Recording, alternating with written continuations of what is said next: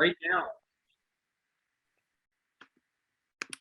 we've got Baljeet Malhotra, and he is from Tej Lab, and he's going to be speaking on a workshop. This is going to be a workshop on API security and risk management. You know, we've done this before. It's a small group. Typically, I will give a little background, but you guys can all read it on his bio. Baljeet, if you could just give us a little background on yourself. And also, we've got a number of people on the call. We always have a couple of people who are looking to get into security. If you could give us just a little insight into kind of what led you down this path. What brought you to Tej Lab? What got you into, the information security in general? Just like, if you're looking to get into InfoSec, how did you get to where you're at? If you could just address that a little bit and tell us about yourself, and then we'll take it from there. And at this point, I'll pass the reins over to you. And a reminder to everyone who's on the call, please send me any questions you have in a private chat, and just shoot me a message, whatever it is. If you've got a question for the speaker, we're going to do a Q&A at the end. Once we're done with the Q&A, we're going to open it up, and we're going to have a sort of like what we used to do in person over drinks. We're just going to hang out. We're going to all talk amongst ourselves, and it'll be an open networking session. And that's what happens at the end. And at 7 o'clock, I'm a pumpkin. I've got to jet out of here really quickly, but I'm sure all of you will still be engaged. So I will drop off at 7. But with that, I'll pass the reins over to Baljeet. Go ahead. Thank you so much, Mike. And thank you to the Silicon Valley ISSA chapter for the invite. Since you asked me, Mike, for a quick intro, I have prepared this slide that provides a brief background about myself, and I will talk a little bit about Tej Lab at the end.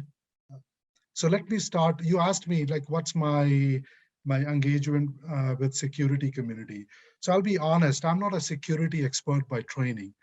I'm a data scientist. You can call me computational scientist because I have a PhD with specialization in machine learning. But my introduction to security is accidental. There is a little story that I was in Singapore doing my postdoc. I end up meeting a gentleman from SAP.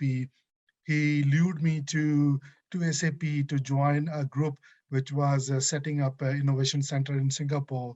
But the long story short is I end up being within SAP as part of a team that was responsible for open source compliance across SAP products and services. And man, that was a blessing in disguise. Why? Because when I looked at the tool chains, when I looked at the security tools that were available, when I looked at some of the processes that were adopted for solving, vulnerability management problems or legal risk management problems, I found that security is not only a security problem, it is a data management problem as well. Because a lot of times, when you have security blogs being published, it's a lot of unstructured data, and you have to extract pieces of information to make sense of it. And part of the problem is you have a lot of shit happens within the security space. It's all about managing that. You're always playing a catch-up game. And so through my training with data science and applying data management technologies, I really found, the security is also applying data science to solve some of these big problems which are related to extracting information from unstructured data and whatnot. Anyways, since Mike, you encouraged me to share my story with you, I did that. But as a more professional background, I was a VP of research at a Black Duck Software. This company was a pioneer and leader in open source management. I started their R&D division here in Canada. Before that, I already shared I was with SAP, and before that, I was with academia. I did my PhD. I was a computational scientist. So I had a lot of training in a lot of aspects with respect to data management. And as of today in Tej Lab, we are applying a lot of data science related technologies to solve API security problem, which is the topic for today. I have also prepared this agenda for the workshop, but this is just a guide for us to provide, some track how we want to present the content and engage with the audience. But I do encourage, let this be a two-way dialogue. I don't want to be just a presenter pretending to know everything. But I would really appreciate questions from the audience.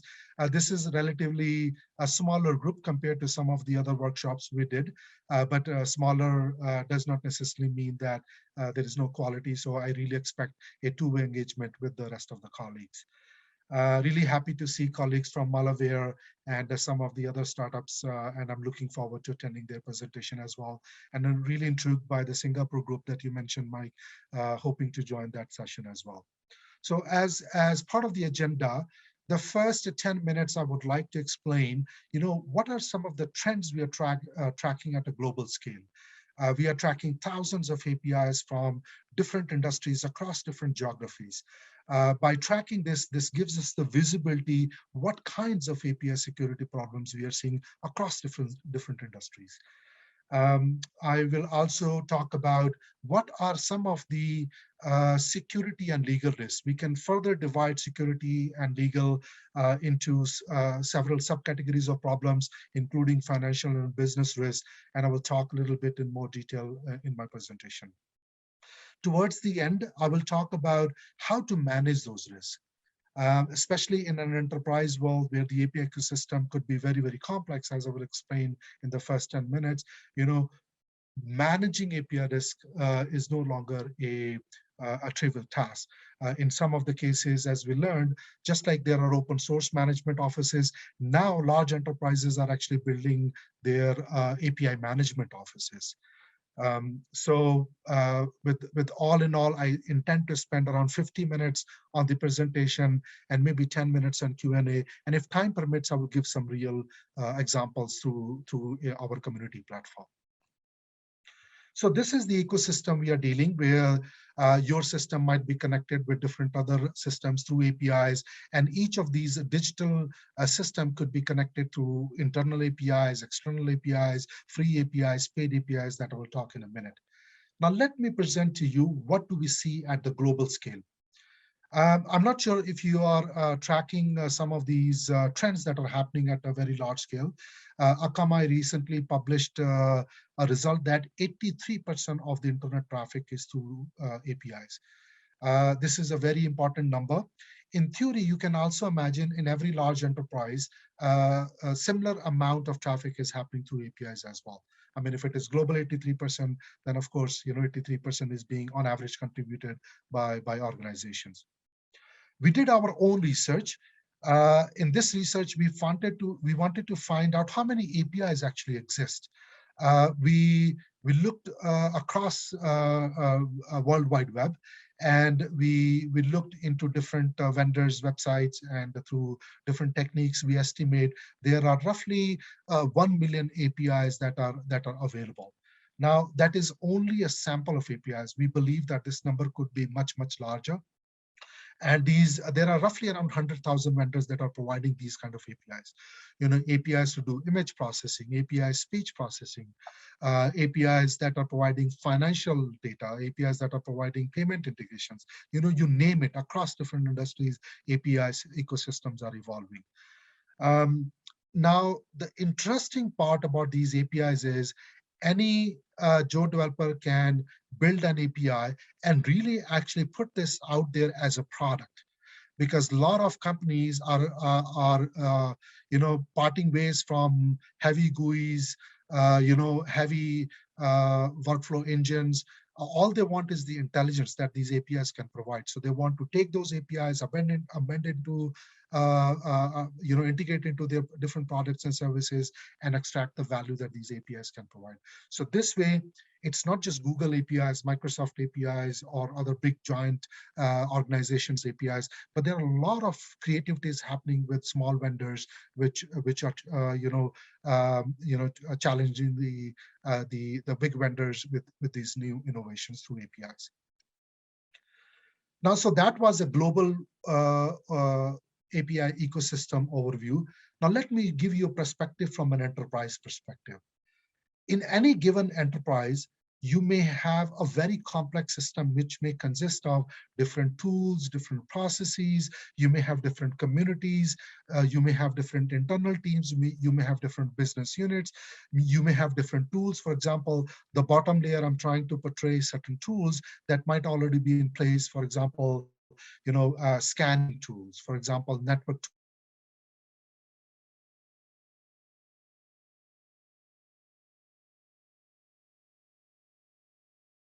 security tools, you may have integration tools, all these, the usage of open source. And on top of that, you may have different communities that are interacting with your systems, either using internal APIs or external APIs. Now, the definition of internal external APIs themselves could be confusing, because what could be internal to you may not necessarily be built by your team or your business unit, may be actually built by a third party, but it's just that it is being used internally. So this ecosystem in which your APIs can pose certain risks to your organization, from security, compliance, and other aspects I mentioned, and also providing different support to different business units to manage those risks could be a very non-trivial task. As I mentioned, just like I described that 83% of the internet traffic is, this could very much be true, that if not 83%, a large portion of your services are being exposed through these different APIs. So what kind of APIs we are talking about? We can bucket these APIs into three main categories. And the rest of the presentation would follow very easily if you understand this ecosystem of APIs that I've listed here. You could have external APIs. External does not necessarily mean that the APIs that you're exposing, either as a free API or as an integration tool that your partners and customers need to consume. I'm also talking about external APIs that you are consuming that are built by third parties. So you need a centralized inventory, you need custodianship, you need access control, you need to manage your cost, all kinds of issues are there.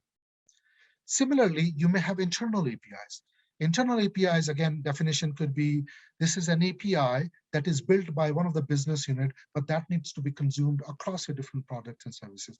Yet you're not exposing them to your external partners and customers, but this could be a really basic building block for some of your products and services. A lot of companies are parting ways from exchanging data simply because they do not want their different departments to have different data silos. So another way for them to provide innovations based on these data that are silos in their different departments, to create different APIs and allow their internal teams to access these different data sets through which they can create internal innovations, and moving forward to maybe create some monetization policies based on those innovations. The other category of APIs, which is really interesting, and this is where we as a company, we specialize to help organizations manage their unknown APIs. Now, what's the definition of unknown APIs? You'll be surprised that 10 years ago or so, open source changed the software industry, where where Microsoft called open source as a cancer to the industry, to the point where Microsoft became one of the largest organizations that is contributing to open source projects. Linux Foundation, Apache Foundation, a lot of foundations are there that are thriving in this ecosystem. The same phenomena is happening with APIs as well. A lot of APIs are becoming open APIs. What do I mean by that is, a developer or a community or an organization may build an API as an innovation for free, which may allow them to do the integrations with their intelligence or data or processes or whatever they may be. Many of these APIs may come through the usage of open source, because a community, as an open source community, they want their software to be consumed, internalized, or create value for their ecosystem. So we did a research in which we found that we actually did a research on 2 million open source projects that are publicly available. What we found were more and more APIs were being provided in these open source projects. So where these unknown APIs may come from, is actually one of the sources open source. A developer may download a library from GitHub for a particular technical functionality, not necessarily knowing there could be certain APIs that are in that library that could expose certain security and legal risks to their organization. Similarly, you may buy companies, you may acquire companies, you may acquire digital assets, which may require these integrations. And oftentimes these integrations happen through these APIs. And believe me, there are cases in which these M&A transactions could really blow things up for organizations where they are not exposed to different APIs that are there. They do not even know which vendors these APIs that are providing those APIs. They may not know. They may not know what are the rate limits. They may not know it's this free API or this is free up to a certain limit, and all kinds of issues come up once you have that. But the point here is, if you do not even know your APIs, then how do you manage these risks? So the real critical aspect of one risk management when it comes to API ecosystem is know your APIs. Find your APIs if you don't know. Here is a global snapshot. This is a real snapshot of an enterprise, where we are showing as a visualized in a visualized form what kind of risks you can start to imagine when you see a picture like this. Imagine this is a dashboard in front of a CISO or a CIO or a CTO. Each of these dots represents their API servers. What does this mean? So they have a certain services, they have certain products that are integrated with these APIs that are hosted across different geographies. These could be their own APIs, this could be their internal APIs, this could be their partner APIs. But the point is, from a data governance perspective, from a sovereignty perspective, from a GDPR compliance perspective, for all other laws of the land, laws of the land purposes, you need to know where exactly these APIs are hosted, what data they are transacting, who owns these APIs, which products they are integrated with, and all other issues that you can imagine. So let's go into a bit more detail. I was told by Mike that this audience is technically savvy, so I was prepared to go a little bit more technically deep. So let me walk you through some of the examples that are prepared for this workshop. These are some of the real examples that have happened. Now, I do not just intend to show these numbers. I will walk you through some of the API breaches that have taken place that we have noticed. And as a responsible member of the community, we have reported back to those vendors to mitigate those risks. But I wanted to include this slide as well to give you an idea that it is not just a Joe developers API that can be compromised. There are some big names on this slide, Facebook APIs, T-Mobile APIs, VMware APIs. Now, like any other product, APIs are not exceptional. They can be compromised as well. So there are no exceptions here I'm talking about. But the point is, the amount of APIs that your enterprise ecosystem, or the number of APIs your enterprise ecosystem may have, has actually moved the attack surface on your web applications, tilted a balance towards APIs. What I'm trying to say is, majority of attack surface moving forward is through APIs. And some of the examples here quote that, how many data points were stolen, how many customers were affected. This is just the tip of the iceberg. Let me give you some real examples. This is an API that we investigated where we found certain discrepancies. And of course, for protecting the privacy of different stakeholders, we have hidden some private information. But here you can see that this particular API that we investigated, this API was leaking very sensitive information: people's name, their credit card information, their passwords. I'm not just talking about credit card, their expiry dates, their other pieces of information, their phone numbers, their a lot of information that should not be there. But nonetheless, these things happen, and this will continue to happen because things evolve, your underlying data changes, your APIs break down, your JSON response starts to expose these pieces of information. I will talk about how do you manage those risks on a continuous basis. But this is a real example that we found out. Why these compromises happened? Now, on this particular on this particular slide, I have listed another one example in which this is a an authorization problem. If you are familiar with OWASP framework, then OWASP has since 2019, they have provided OWASP top 10 API security framework.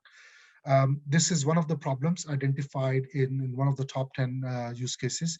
In this particular case, if you look at this particular ID through which this API was designed, for an attacker, it is very easy to just iterate these IDs.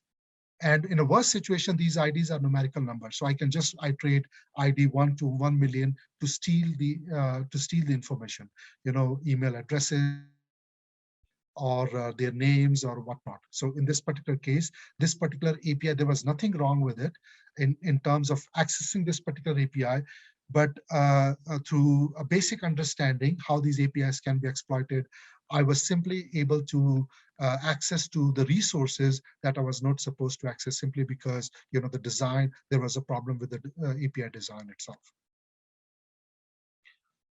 Now, this slide actually summarizes an interesting investigation we did very recently.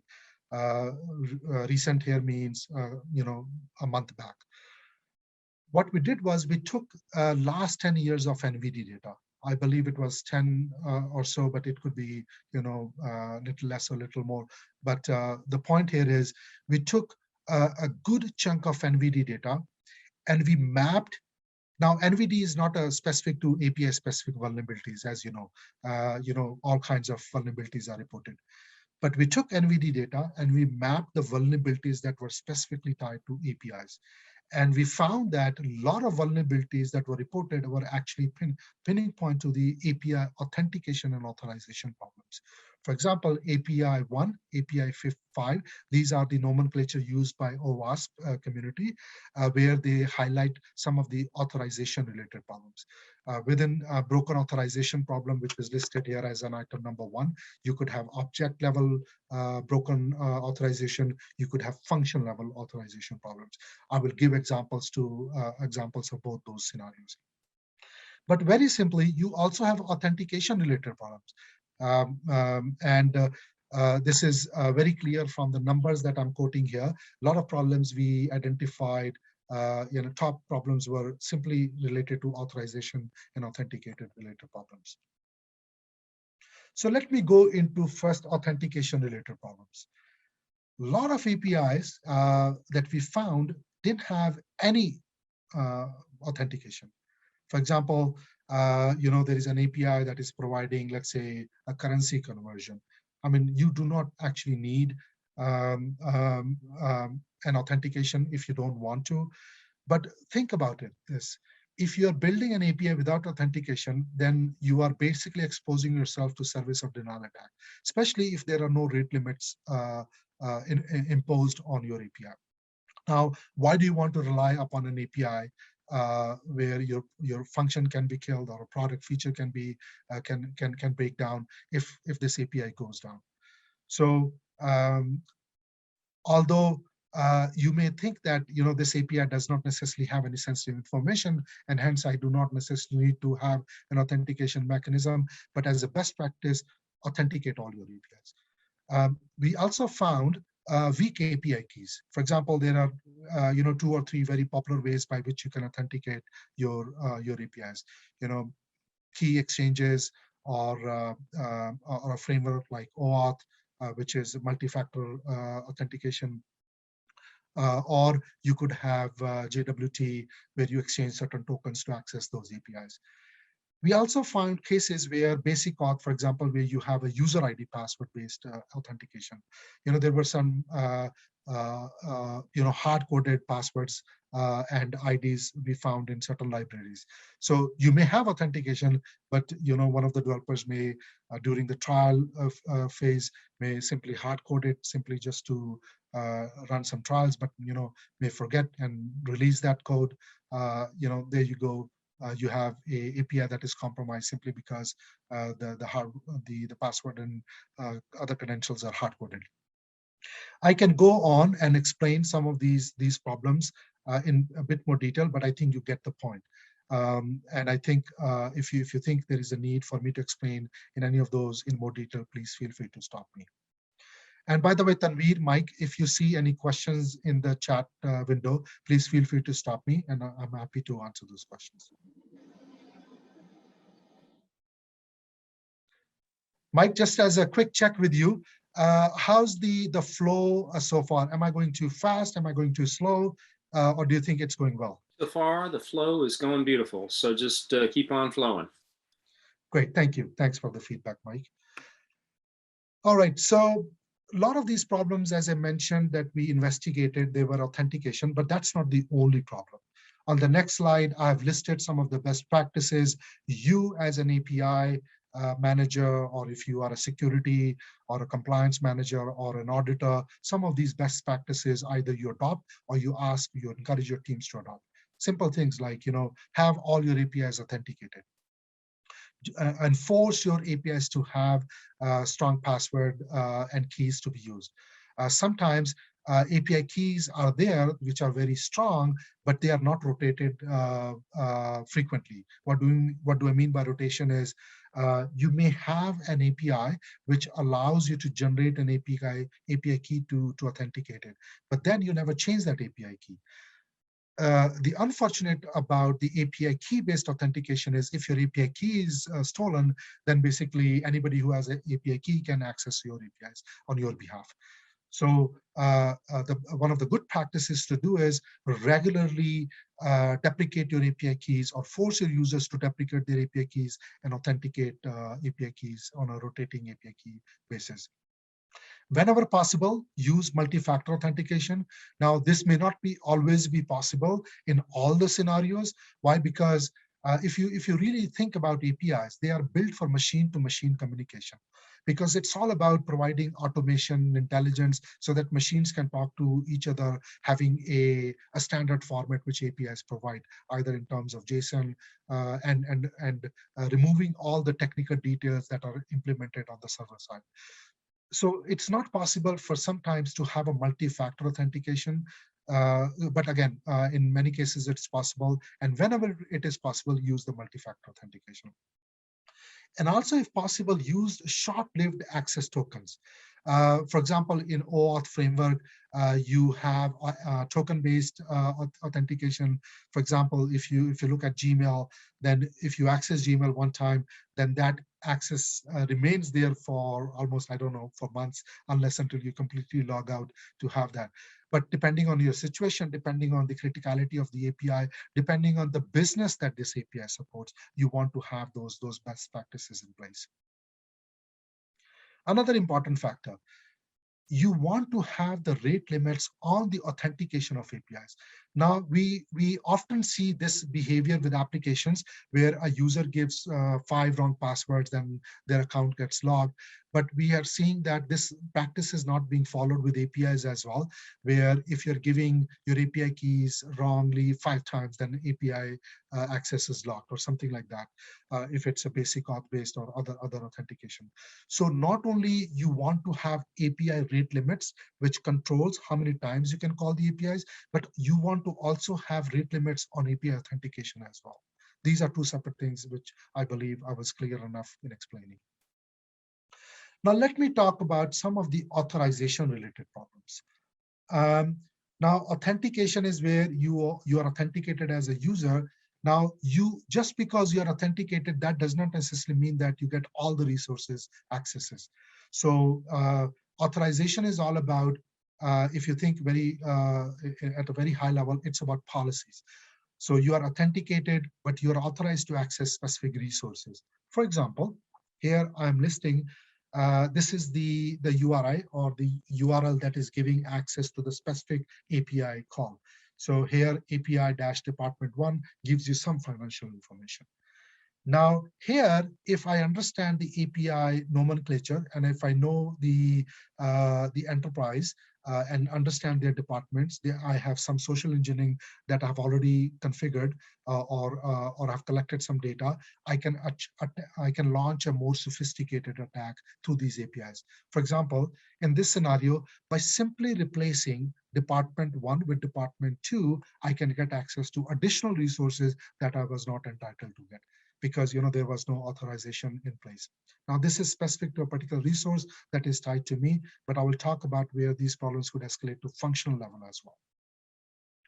In a worse situation, which I showed in the other example, you do not want to have very easily guessable numbers that actually give access to different resources through these APIs. For example, if you have a ID in your URL which is giving access to your API, this is not necessarily good practice.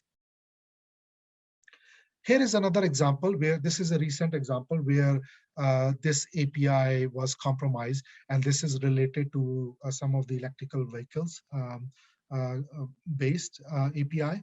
And in this particular case, this API was compromised by simply replacing the machine number.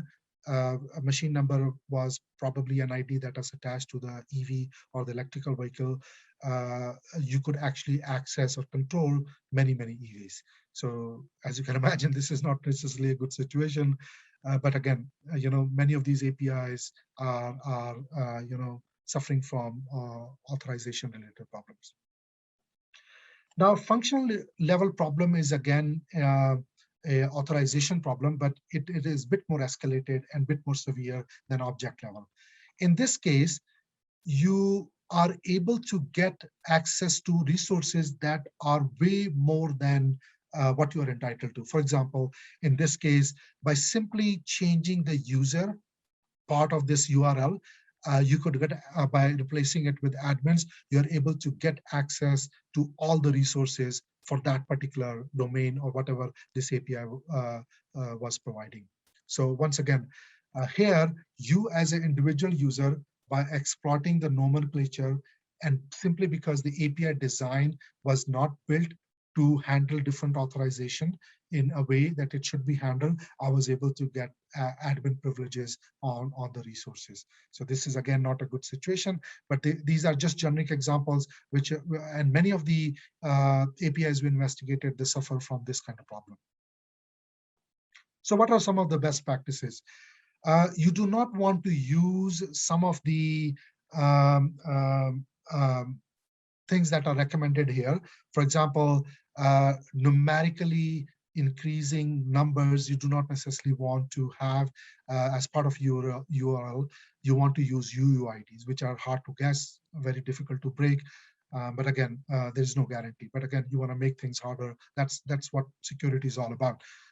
You cannot completely eliminate it. You can make it harder and harder and harder. That's the best you can do. Once again, when you are enforcing your policies, I will go a bit in more detail in that policy aspect and share more insights. But again, some of these best practices are mentioned there, which you can follow.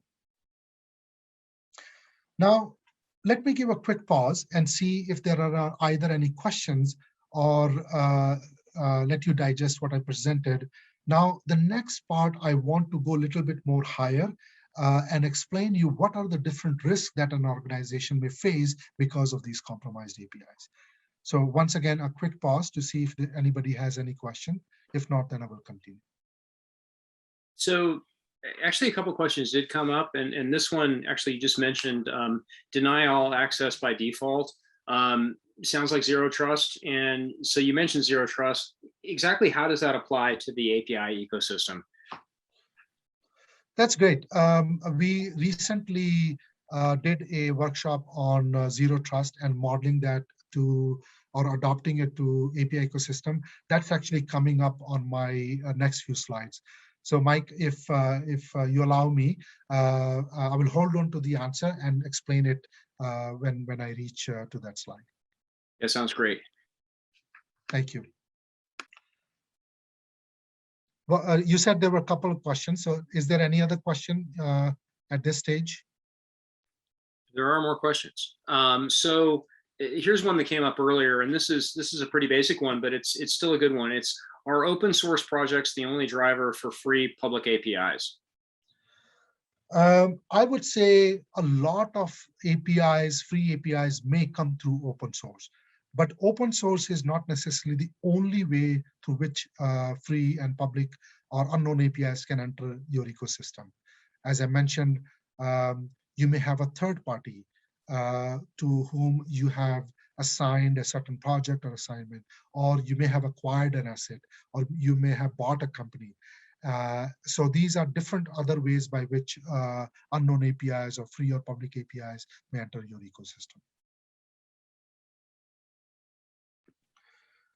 So let me go into some of the API risks that we can classify. And many of these risks can be categorized into 5 major buckets. So either you have security problems or security risks, specific risks. You may have a legal specific risk.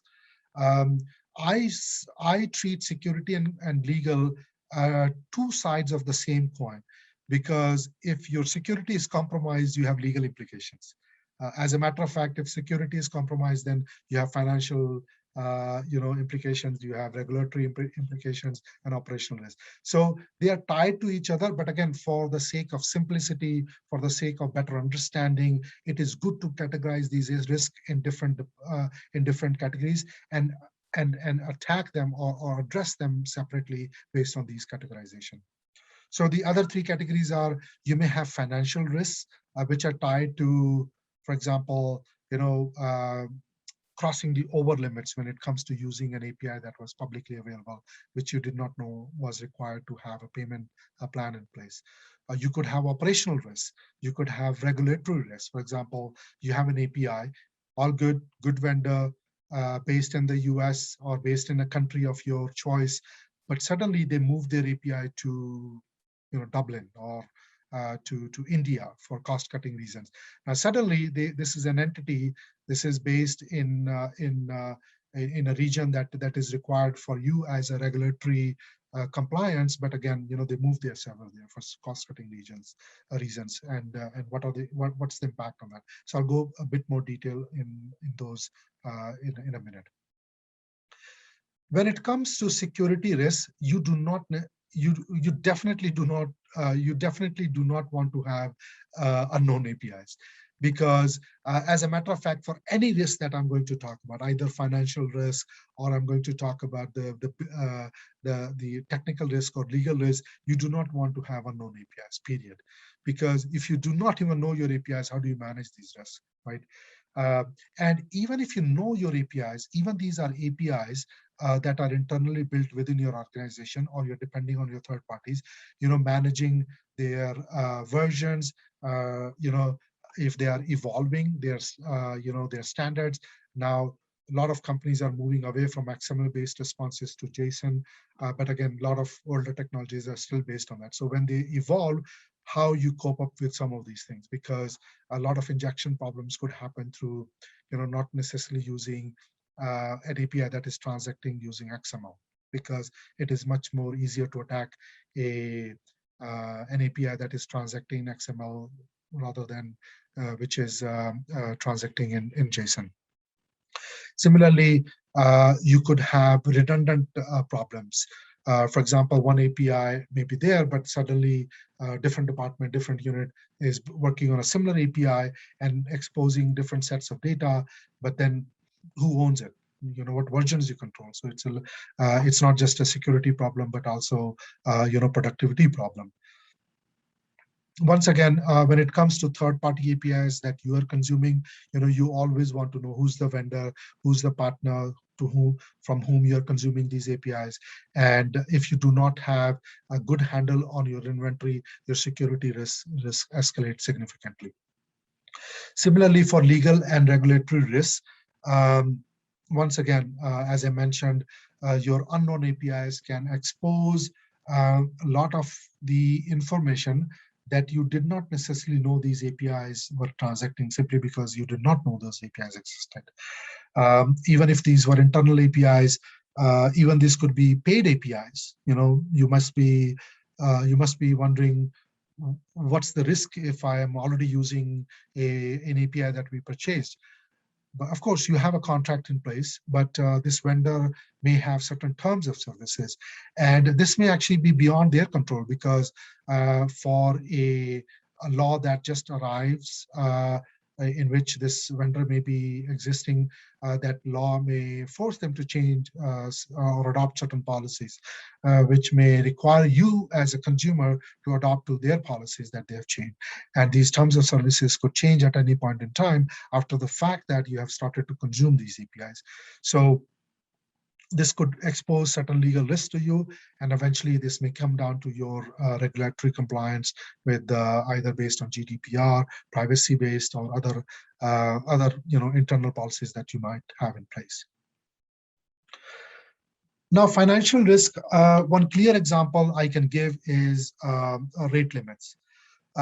For example, we are not even talking about unknown APIs, because it's just I'm repeating myself again. If you did not even know which API was there, you're not even tracking API limits, and suddenly you have a problem.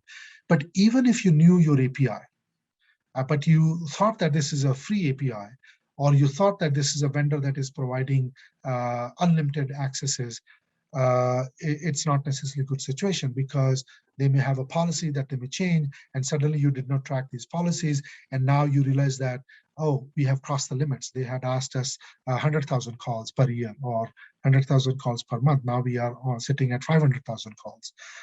So what do we do now? Do we negotiate a contract, or this vendor sends you a bill of $100,000, $1 each API call or whatnot? So you do not want to be in that kind of situation. And this can really leave you to certain financial risk. It might already be too late from a product and business point of view, because this could become a very important part of your product functionality, upon which your vendors or partners are depending, or even your revenue is depending. So, finding out what those financial risks could be could be detrimental to your own financial risk. Now, in terms of operational risk, I can share a real story where this company bought this particular product, and this was a SaaS solution, and the fact that after they integrated the product, they realized that their entire application has slowed down significantly. It was millions of lines of codes of application. They did not necessarily know what was the bottleneck in their application, why it was slowing down, because there was a irregular behavior that was happening. Eventually, the long story short is they pinpoint the problem to a specific API call that was going into loop. And on the implementation side, this API didn't support this particular integration that they thought was supporting, and that basically brought down the entire product. Eventually, the problem was resolved, but after a significant impact on their business as well as their credibility. So from an operational point of view, many of these APIs could pose certain risks. And I can go on talk about some of the other technical issues. For example, we were talking to one of our prospects. We were talking to some of the analysts at Gartner. Simple problems. For example, your JSON response changed. Vendor changed it without even informing you. Why? Because they expected you to track those changes. And suddenly, they deprecated one field from your JSON response. And that field was integrated with one of the functions into your product. And suddenly, this feature is broken and not working. Again, these simple problems could lead to unnecessarily burden a technical debt on your teams, can cause certain financial risks to your organization, and also credibility. So in summary, all these risks, either they are financial, they are operational, they are legal risks, they are all tied to the fact that you need to know your APIs, you need to constantly monitor them, you need to evaluate them from security and compliance perspective, and you have to constantly do that. So how do we manage these risks? So let me give a quick pause again. So I talked about the global ecosystem of APIs that is evolving. We talked about how the enterprise ecosystem may look like, how complex it could be with different tools and processes in place. And I talked about different API problems. I gave you real examples. And now I want to talk about how to address those problems. But once again, a quick pause to see if there are any questions. So actually, yeah, we do have a question. And this is from Gene Pollock.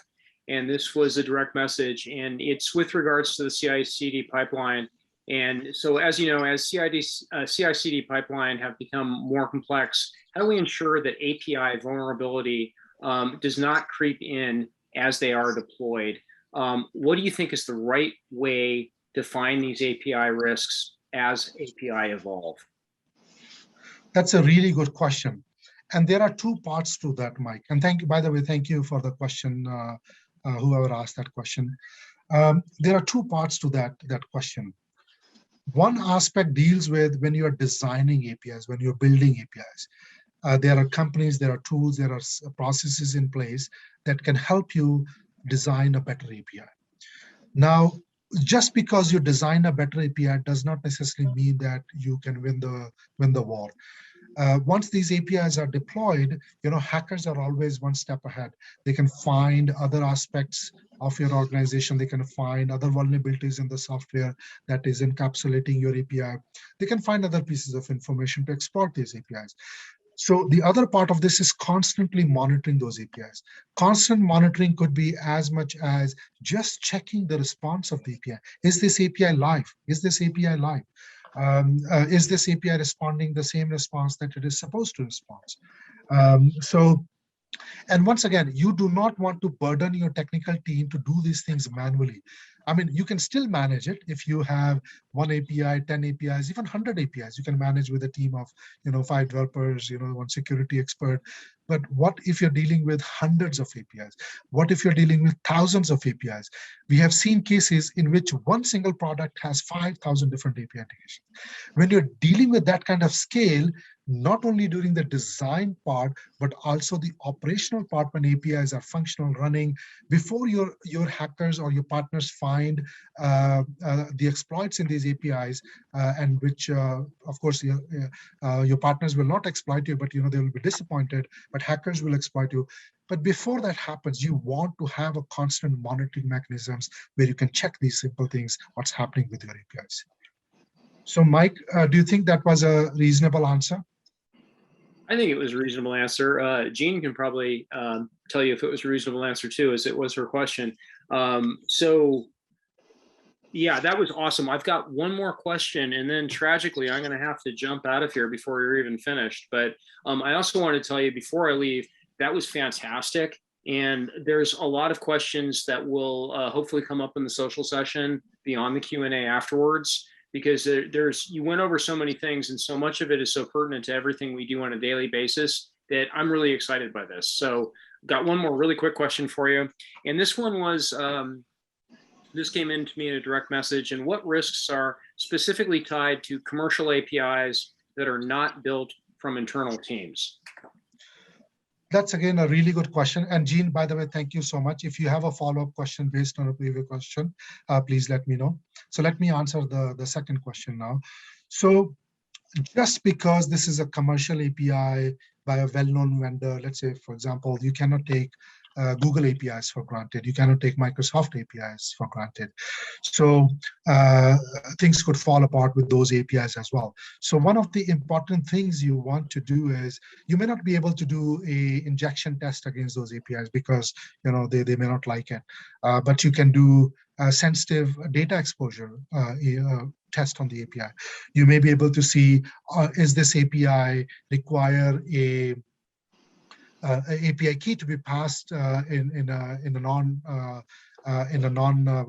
best practice way. For example, exchanging API keys through the URL is not a good practice.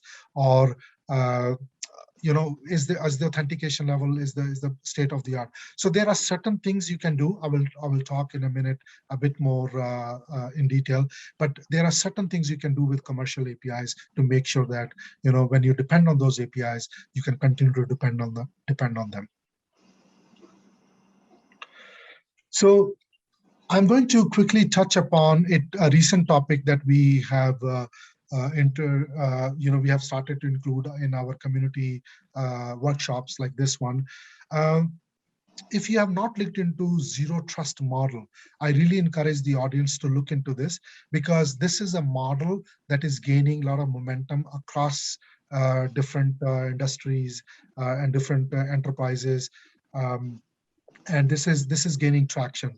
Now, this zero trust model is not necessarily built for APIs.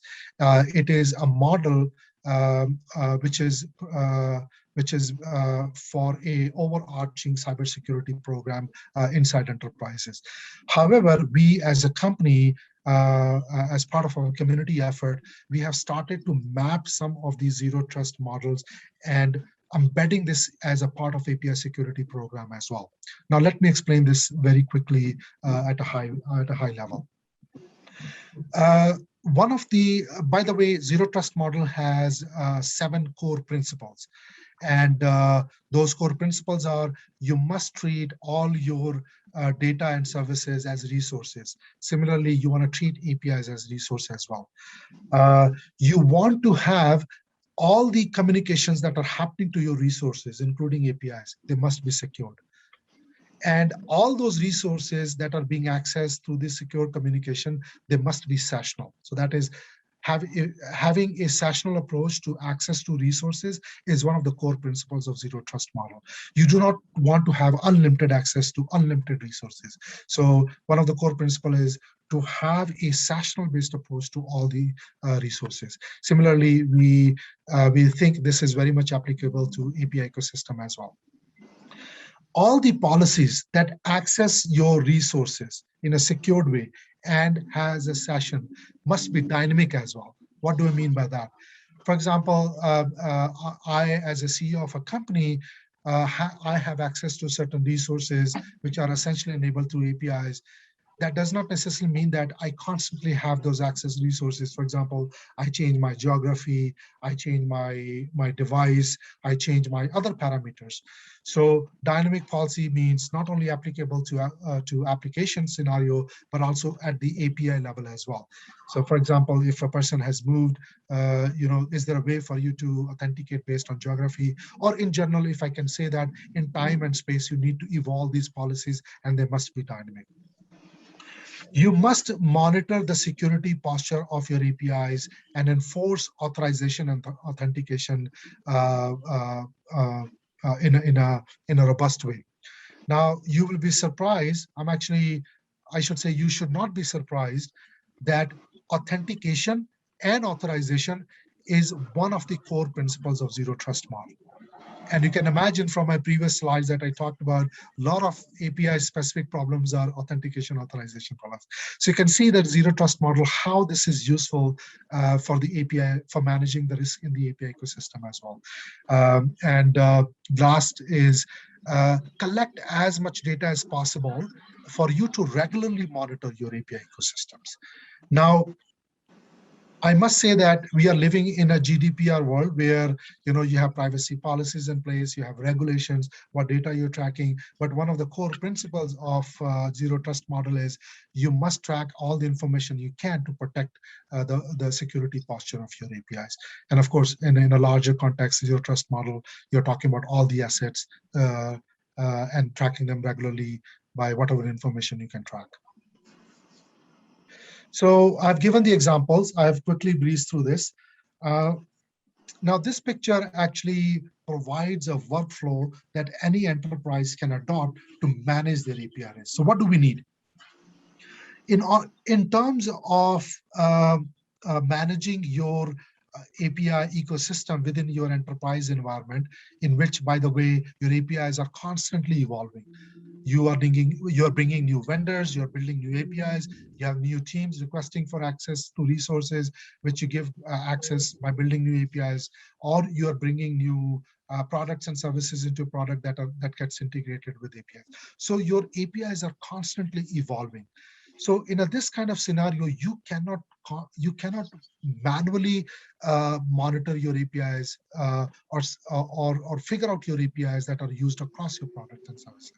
As I mentioned already, you may have open source usage.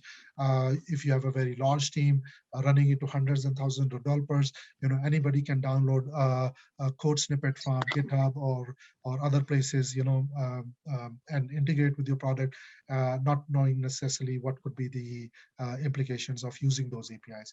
So you need mechanisms by which you can proactively audit. You want to provide certain tools in the hands of developers or the engineering teams by which they can manage their scans, by which they can see what APIs are being integrated. And of course, this has to be done in a way that does not add overload onto the development teams, because otherwise it will defeat the purpose of, because it's very easy for them to bypass those scans. So you want to do this in a way, Mike actually raised this question, how do you integrate this in a CI/CD pipeline? So one way is to bring intelligence when the scan can happen as your product is evolving.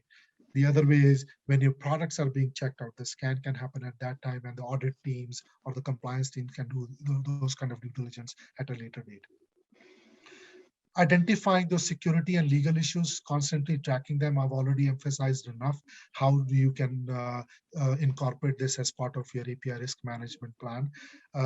And also you need a robust integration system within your enterprise API management system. Now, to manage your APIs, you need APIs. What do I mean by that? Any tool you use, they will provide certain API integrations. You may have certain tools that needs to be integrated, because not every time you want to use certain dashboards. So certain API tools may provide you integrations that just give you information that you need to manage your risk. For example, telling you what are the terms of services that are applicable to this third-party API I'm using. A tool that extracts all the information that I was showing on the graph as a visual way, where all your API vendors are located. So you need those pieces of information, but you may have your own workflow engine. You may have your own different teams that need to be alerted by different policies that are being violated when it comes to using those APIs. So you need a really good integration plan when you are using certain API tools to manage your API risk.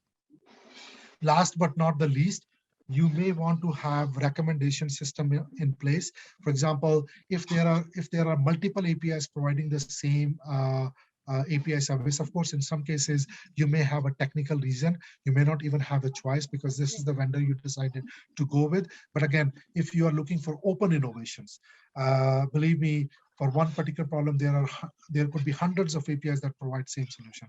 Weather APIs, speech processing APIs, image or translation APIs. A lot of companies are providing similar kinds of services through APIs.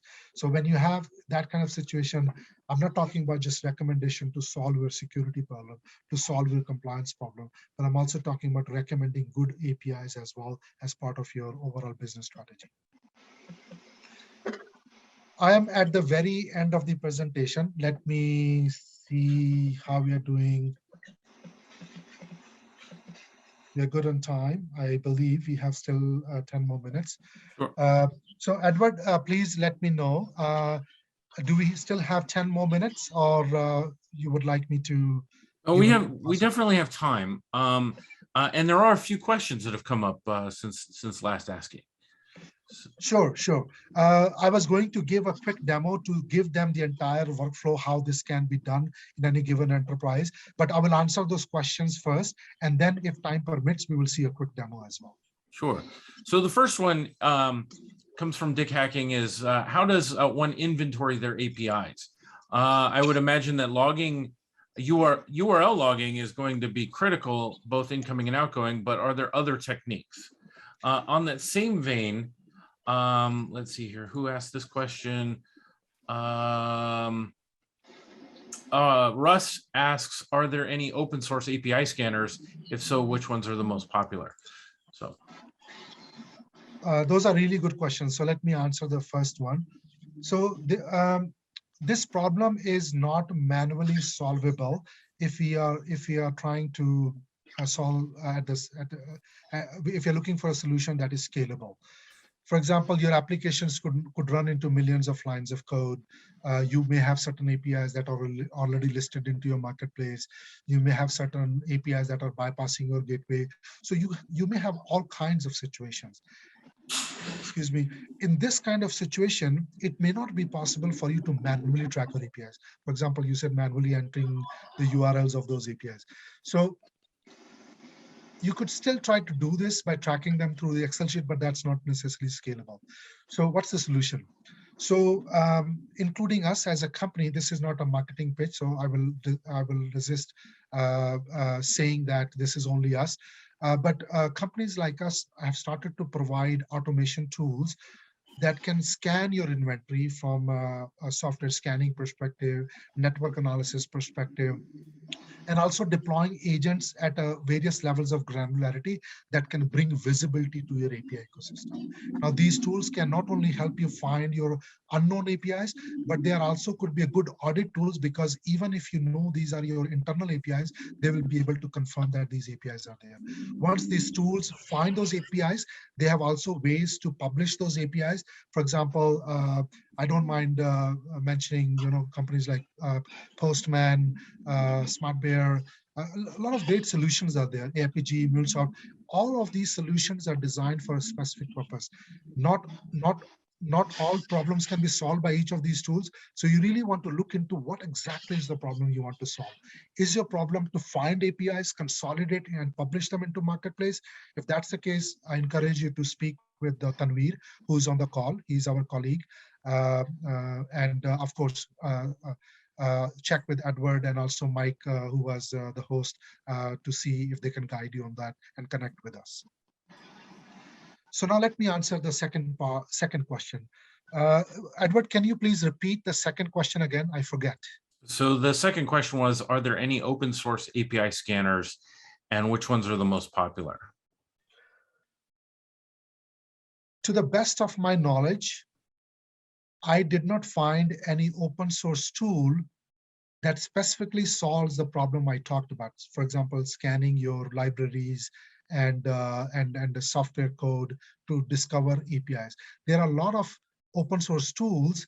I think one is called it's just skipping my attention, but there are tools that can scan your software to discover open source libraries, but they are not built to they're not designed to find APIs into your libraries. Now, of course, you can apply certain manual ways to finding string matching based solutions, but again, they are not necessarily designed to find APIs. But of course, just finding an API is part of the problem. Who's the vendor? What's the rate limit? What are the terms of services? What's the authentication level of this API? So just finding the URL embedded in your source code may not be good enough. So you want to look for a solution that can provide you some visibility into what is this API, what data this transacts, where is it is hosted, what kind of authentication this uses. So again, you can talk to us. Tanveer is on the call if you still need some more answers. And then one more question from Ron. What is the present status of API management within organizations? i.e., is there centralization? How are library changes managed? And do you have any examples? That's a really, really good question. And this is an evolving question. And I'll be honest with you, and this could be true for a lot of organizations. The organizations, and we have talked to blue chip companies, top 500 companies as well. Not every organization has figured out their API management program, because the ecosystem of APIs in these organizations is so complex. It's not just easy for them to implement or buy one tool that can solve all their problems, or even buy a bunch of tools. So the answer to your question is, you need to have first of all, in control over your inventory. You must know all your APIs across your products, across your services, where they're consumed. Once you have that, you want to empower your engineering and security teams with certain automation tools through which they can constantly benchmark their APIs. Once you have that, then there are other sets of teams that are not interested in owning those APIs or building those APIs, but they actually own the business part of that. Maybe they are monetizing those APIs, or there could be other teams that are responsible for the legal compliance. And of course, there could be CISO's office as well, who are responsible for the overall security of the API security program. So the point I'm trying to make here is API management as a concept, it is still evolving. Every company, large or small, they have their own ways of understanding what API management means. To us, API management starts from discovery. Find your APIs. Now there are companies that are really good for that help you build those APIs as well. So if you're already using certain gateways or design tools, you are in a good shape. But of course, just because you have a gateway, just because you have a designer tool, does not necessarily mean you know all your APIs. So all the way from designing to discovery to ongoing management and having a robust ongoing security benchmarking program in place to manage your APIs, you need all of those. To us, that is API management. And one more question: how does the team go about identifying the security and technical legal compliance risks for your box number 2 here?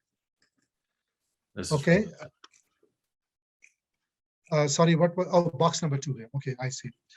So I think we may not have time to do the actual demo, but maybe we will come back, colleagues with ISSA, and do another workshop which is more practical, hands-on.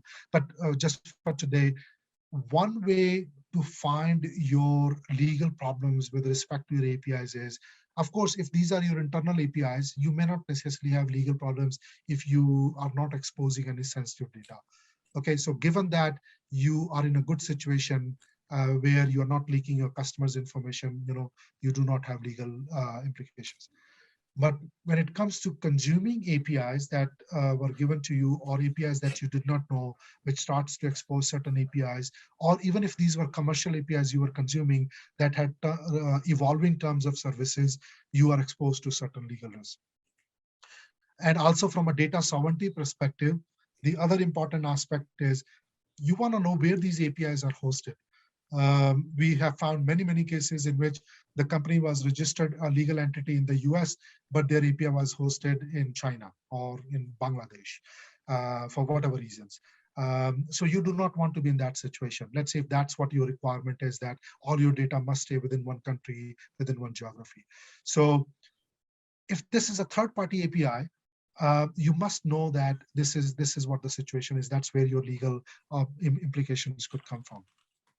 Now, if you look at some of the from a GDPR perspective, I'm not a GDPR expert, by the way, but one of the implications I understand is you, as even if you're not a data originator, if you're a data consumer, the implications are still the same for you. For example, you took a piece of data that is embedded within your products and services, but you're not the creator of that data. You're simply using it. That may come through a third-party API and whatnot. But if you're exposing that API, you're equally liable for any breach that happens because you expose that data. So you cannot simply take for granted the APIs that you have integrated in your products and services simply because you thought, oh, this is a secure API. So when it comes to the legal implications on these third-party APIs, you want to do all these checks I talked about. Check PII, check the security posture. If you can't do the entire top 10 OWASP test, do at least some of them. Whatever you can. I'm sure you cannot do penetration testing against those APIs if this is not your API. Vendor may not like it, but you can do some of the other things, without being too intrusive. So that's the best I can say. But again, I'm ready to answer any follow-up questions.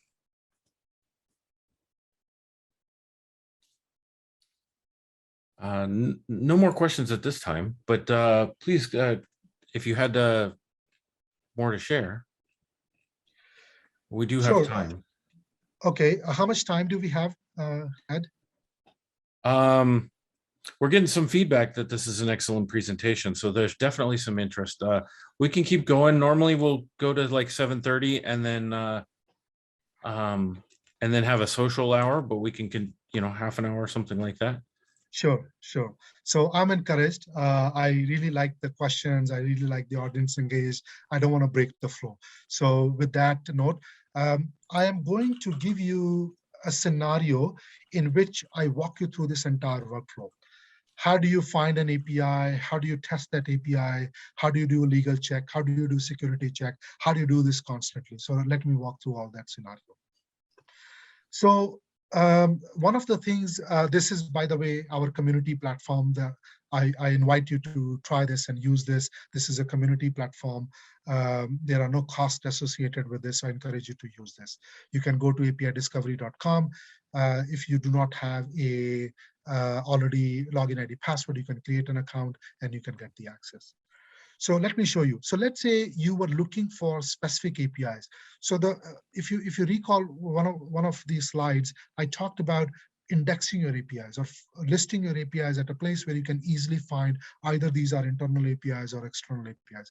So you can see one of the ways in this particular community platform, we have indexed APIs is through different industries. For example, business and technology. You can see what APIs are there. Sorry, it logged me out because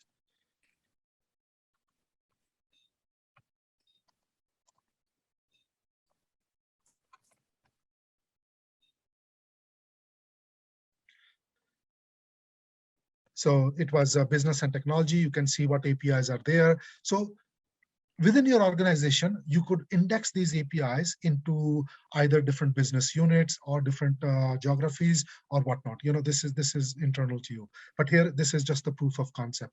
Not only that, but let's say if I want to try some of these APIs and give you some legal aspects of that, let me show you an example from a Twitter example perspective. So let's say I, as a developer, I did not know what this Twitter API does. Of course, I know Twitter is a platform that gives you access to tweets. One of their API is a search API, which provides access to the latest tweets that are happening on the Twitter platform. Let's say as a developer, I want to know what this API does.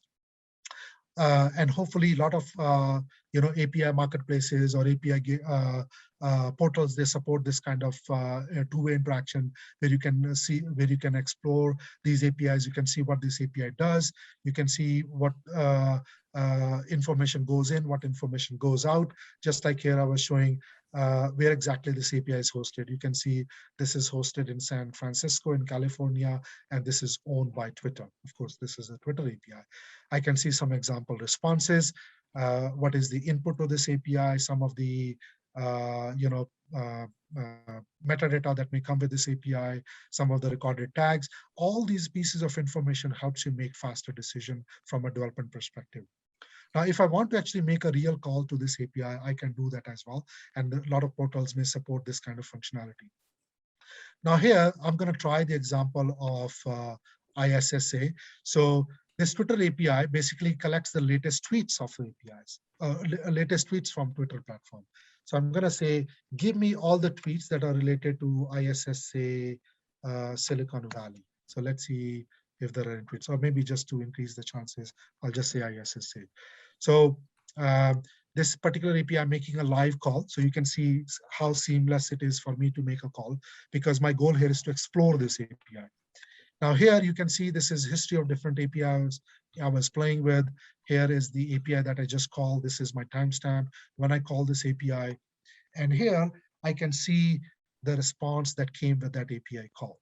So here you can see this was my query, which I posed against this particular API. And here I get all the responses.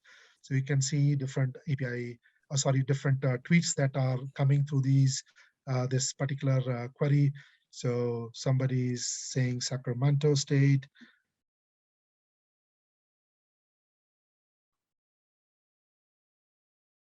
So these are some of the tweets that you can see here. Now let's say from a compliance, now let me go into the details of what I talked about: legal compliance, security compliance, or security posture. So let's say I, as a developer, I know there is a policy that let's say I'm building a social sentiment analysis application, which I need to use, in which I need to use this API. Now, I'm aware that we have a policy that we should not store people's name, their email addresses and whatnot. We can simply use the tweets in an anonymous way. So with one single click, I can do that kind of PI analysis. So for example, when I hit the PI analysis, it is showing me, does feed contain any people's name, personal information and whatnot. So by one single click, I can see that.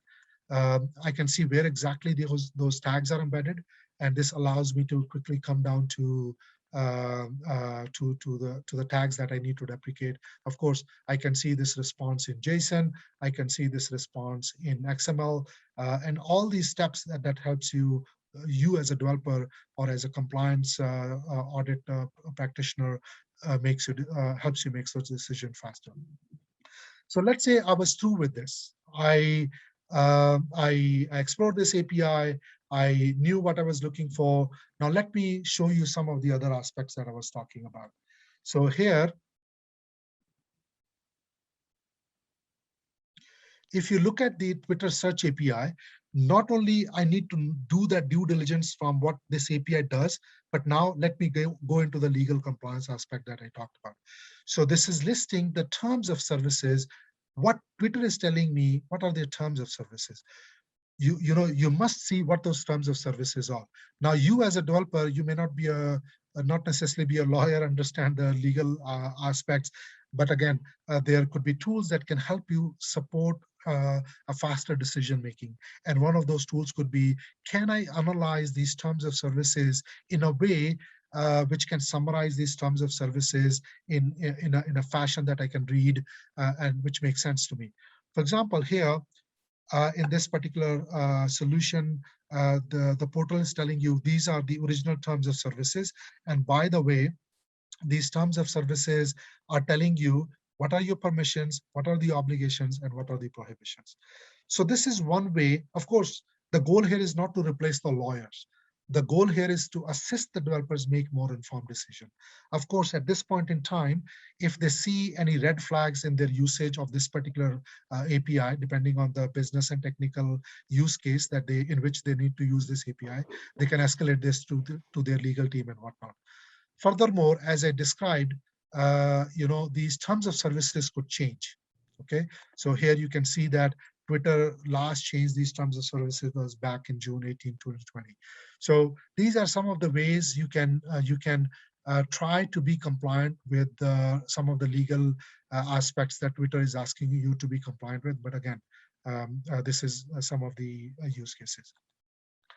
Now, from a security point of view, any API that is onboarded, you can onboard some of those APIs. One of the things in this community platform you can do is you can run some security test cases. So one of those test cases is OWASP Top 10 framework. So you can provide your APIs, and against those APIs, you can choose, I want to do my buffer overflow check. I want to see broken authentication authorization tests. I want to do some of the broken authentication tests. Once you run those test cases, you should be able to see a report which looks something like this.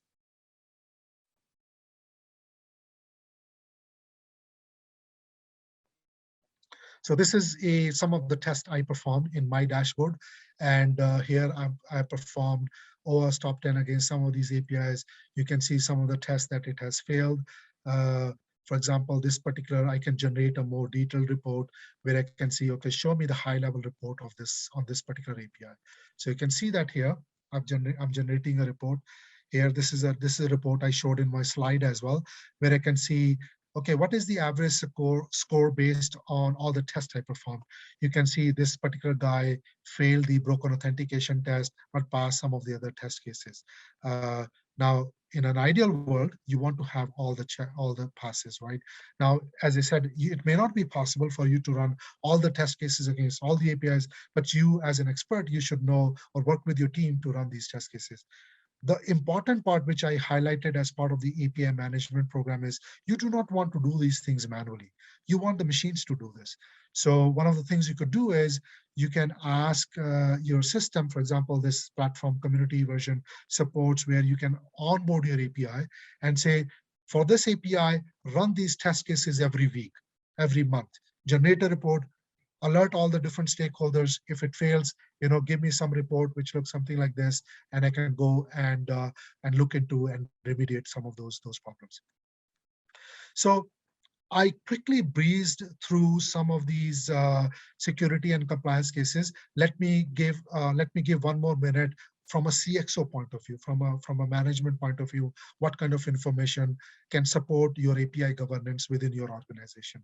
So one of the things that executives are always are interested in is, they want to see a high-level picture of their API ecosystem. And as I was telling you through the picture that I showed earlier, you want to see the overall ecosystem that is being used in your enterprise across your different products and services. So for example, here I want to see, show me all my vendors. I should have the capability to drill down who that vendor is, where it is located. Now, is this an API that is very critical, but this is an API that is exchanging, let's say, email, people's name or credit card or whatnot. I do not want that in North America. In Europe. For example, this guy is in Spain. So you can quickly see why this API is hosted there. You can trickle down this workflow and ask the teams to, okay, we got to move this because this does not meet our data sovereignty, data governance policies and whatnot. So once again, this was a very quickly, I wanted to breeze through the real use cases. So I'm not just talking about practical, I'm not just talking about in theory, but I'm talking about real practical stuff you can enforce, you can bring into your API management program that will allow you to enforce certain policies that will make you more secure, make you more compliant. So with that note, last slide, which will summarize. So today, I talked about risk management from APIs. Any digitally transformed company is also an API company. APIs are so important, not only for integrations, but also for monetization purposes as well moving forward. A lot of innovation is happening. A lot of companies are adopting low code, no code, less on GUI, and some of the other innovations that are happening in this space. But your security program will not be complete without API security program in place. And as I also talked about zero trust model, how you can take that model and architect your API security program by drawing the good principles from that zero trust model. Last but not the least, I also shared a community platform of our version that I encourage the colleagues to use, and feel free to leverage this resource. If you have any questions, please feel free to ask or reach out to your ISSA colleagues. Last slide about TeageLab. TeageLab is an API risk management company. We, as a ISSA, collaborators, we are offering to ISSA members free complimentary API risk management service, which will give you a report on your API ecosystem. If you're interested, feel free to reach out or send an email to this email listed here, or feel free to reach out to Edward or Mike, who are ISSA colleagues. This is my contact information. Thank you so much for the opportunity to be with you. I hope this was an informative session for you. Edward, back to you with that. Thank you, Note.